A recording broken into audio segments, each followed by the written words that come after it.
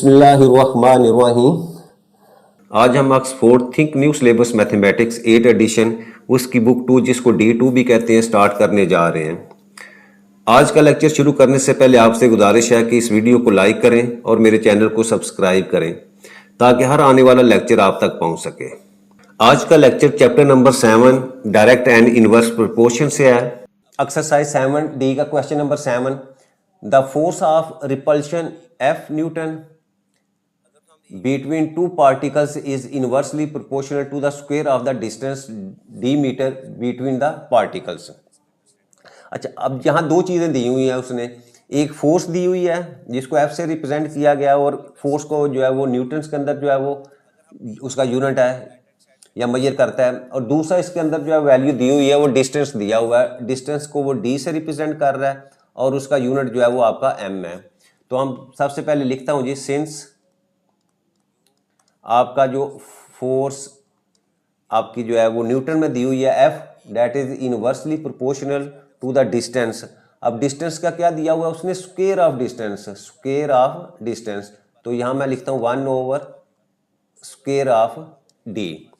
ये उसने जो है वो एक रिलेशन दिया हुआ है कि आपका फोर्स F न्यूटन जो है वो inversely proportional to the square of the distance which is measured in metres.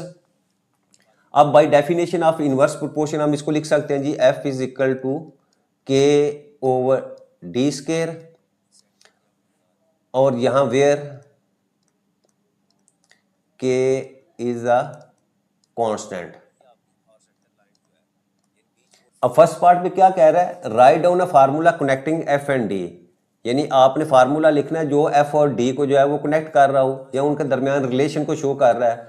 तो ये हमारे पास जो है उसका आ गया, तो हम नीचे लिख सकते हैं which is the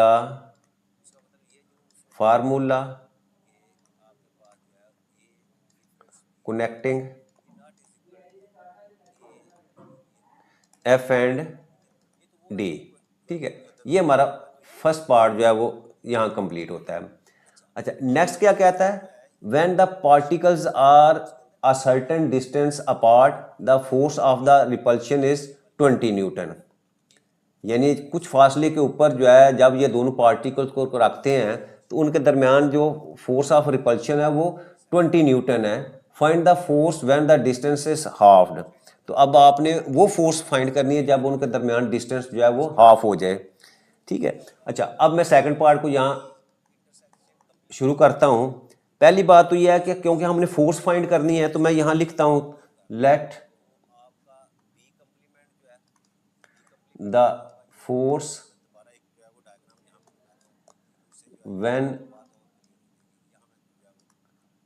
distance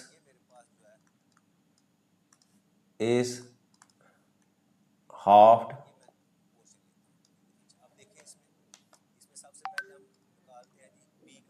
bx। ठीक है, अच्छा यानी मैंने उस फोर्स को x रिप्रेजेंट कर दिया जब उनके दरमियान डिस्टेंस जो है वो हाफ हो जाएगा। अच्छा, अब देखो हमारे पास लिंक किस किस का है, एक तो आपके पास फोर्स है और फोर्स जो है वो न्यूटन्स के अंदर जो है उसका यूनिट है, और दूसरा हमारे पास डिस्टेंस है और डिस्टेंस को हम मेजर कर रहे हैं जी मीटर के अंदर। ये मेरे पास दो क्वांटिटीज हैं जिनके दरमियान जो है इनवर्सली प्रोपोर्शन है।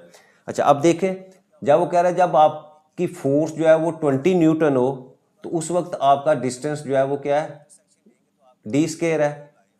When the particle are a certain distance apart the force of repulsion is 20 newton, क्योंकि आपकी फोर्स और स्क्वायर ऑफ डिस्टेंस जो है उसके दरमियान जो है इनवर्सली प्रोपोर्शन है। तो इसका मतलब जब आपकी फोर्स 20 है तो आपका डिस्टेंस क्या हुआ, डी स्क्वायर, और जब आपका डिस्टेंस जो है वो हाफ हो जाएगा, हाफ का मतलब क्या हुआ, d/2 इसका स्क्वायर।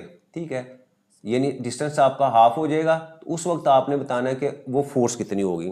अच्छा, अब देखो जब डिस्टेंस आपने हाफ कर दिया यानी दो पार्टिकल दरमियान जो डिस्टेंस है वो आधा कर दिया, तो उसका मतलब क्या हुआ कि आपकी जो फोर्स ऑफ रिपल्शन है वो क्या होगी, वो इंक्रीज हो जाएगी।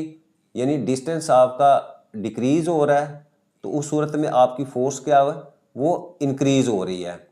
तो इसका मतलब क्या हुआ कि आपका जो है, यहाँ मैं लिख भी देता हूँ और ये क्वेश्चन के अंदर दिया भी हुआ है कि आपका एफ जो है वो इन्वर्सली प्रोपोर्शनल है 1/d²। ये फर्स्ट पार्ट के अंदर या क्वेश्चन के अंदर जो उसने दिया भी हुआ है, ठीक है। यानी आपका डिस्टेंस, क्योंकि ये दोनों पार्टिकल जो है एक दूसरे को जो है रिपेल कर रहे हैं, तो इसका मतलब जब हम उनको और करीब लेके आएंगे तो उनकी फोर्स ऑफ रिपल्शन जो है वो और बढ़ जाएगी। यानी डिस्टेंस हाफ हमने किया तो आपकी फोर्स ऑफ रिपल्शन बढ़ गई, तो इसका मतलब क्या हुआ कि आपकी फोर्स और डिस्टेंस जो है वो इनवर्सली प्रोपोर्शनल, और यही चीज़ जो है उसने क्वेश्चन के अंदर शुरू में भी दी हुई है।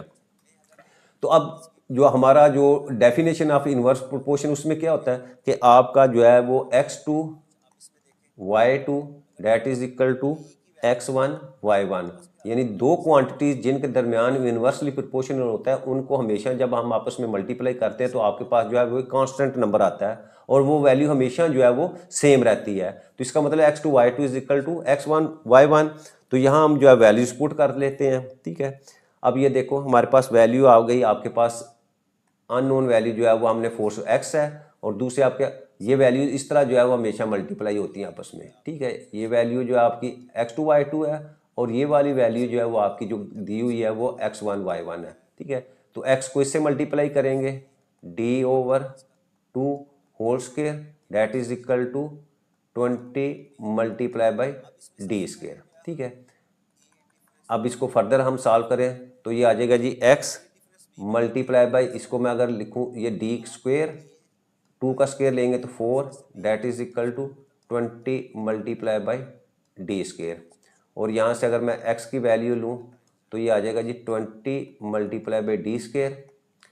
और इसमें रूल क्या है, जो चीज़ इधर मल्टीप्लाई होती है उधर जाके डिवाइड हो जाती है, और जो इधर डिवाइड में होती है वो उधर जाके जो है वो मल्टीप्लाई में हो जाए।